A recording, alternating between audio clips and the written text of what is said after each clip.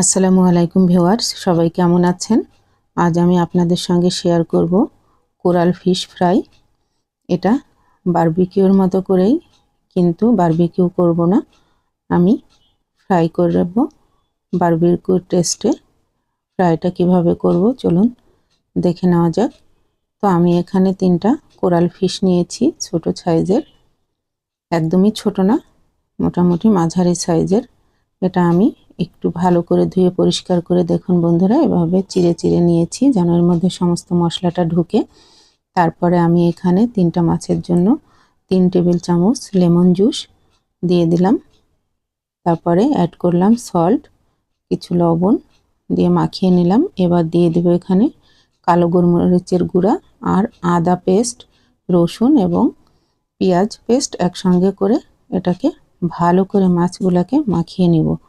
আমার এই গোলমরিচের গুঁড়ার ঝালেই ঝাল হয়ে যাবে মাছটা। তারপরে আমি সুন্দর করে মাখিয়ে এটাকে 2 ঘন্টার জন্য ম্যারিনেট করতে রেখে দিয়েছি। ম্যারিনেট হয়ে গেছে। এখন আমি এর উপরে একটু কর্নফ্লাওয়ার না, এটা হচ্ছে টেম্পোরা ফ্লাওয়ার দিয়ে একটু গড়িয়ে নিব। তাহলে হবে কি, মাছের কালারটা সুন্দর আসবে আর একটা ক্রিস্পি ভাব হবে, বেশ মুচমুচা হবে এই টেম্পোরা পাউডারটা দেওয়ার কারণে। এখন এদিকে আমি কড়াইয়ে পর্যাপ্ত পরিমাণ তেল গরম বসিয়ে দিয়েছি। তেলটা গরম হয়ে গেলে আমি এর মধ্যে কোরাল ফিশগুলো এক এক করে দিয়ে দিব। তো আমার তেলটা গরম হয়ে গেছে, এখন আমি ফিশটা ছেড়ে দিলাম এর মধ্যে দিয়ে এটা বেশ এপিট ওপিট করে লাল লাল করে ভাজতে হবে।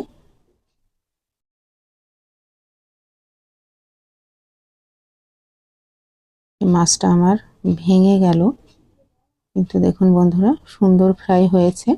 এটাই কিন্তু শেষ নয়, আরও কাজ আছে। এখন আমি এই তেলের মধ্যে সামান্য একটু তেল দিয়ে তার মধ্যে রসুন কুচি দিয়ে দিলাম। রসুনটা চপ করে নিয়েছি সুন্দর করে, সামান্য একটু সল্ট মানে লবণ দিয়ে দিলাম। দিয়ে রসুনটা বেশ একটু কালারটা চেঞ্জ হলে এর মধ্যে দিয়ে দিব আর গোলমরিচ দিয়ে দিলাম 1 টেবিল চামচ। গোলমরিচের ঝালেই ঝাল, আর কোনো এক্সট্রা ঝাল হবে না বন্ধুরা। তো দেখুন বন্ধুরা, আমার কোনো আর ঝাল দেইনি আমি। এখন আমার রসুনের কালারটা চেঞ্জ হয়ে গেছে। তারপরে আমি এখানে 3-4 চামচ বারবিকিউ সস অ্যাড করলাম আর 3-4 চামচ টমেটো সস অ্যাড করলাম। করে এখন এটাকে একটু জাল করে নিব। নিয়ে আমি ফিশটা দিয়ে দিব, দেখুন, দিয়ে এপিট ওপিট করে সুন্দর করে একটু জাস্ট টস করে নিব, আর কিছুই না। হ্যাঁ, এটা খেতে অসাধারণ হয়, একদম বারবিকিউর সস দেওয়াতে, এভাবে করে নেওয়াতে বারবিকিউ ফ্লেভারটা পাবেন এবং খেতেও অসাধারণ। আর এটা এত মুচমুচে হয়ে যায় যে কাটা পর্যন্ত চাবিয়ে খাওয়া যায়, খুবই টেস্টি। তো ওই জন্য আমি এভাবে ফ্রাই করে নিয়েছি। তো আমার এই ফিশ ফ্রাই যদি আপনাদের ভালো লাগে অবশ্যই লাইক কমেন্ট শেয়ার করে দিবেন। ফেসবুকে দেখলে ফলো এবং ইউটিউবে সাবস্ক্রাইব করে আমার পাশে থাকবেন বন্ধুরা। তো আজকের মতো এখানেই, আল্লাহ হাফেজ, আসসালামু আলাইকুম।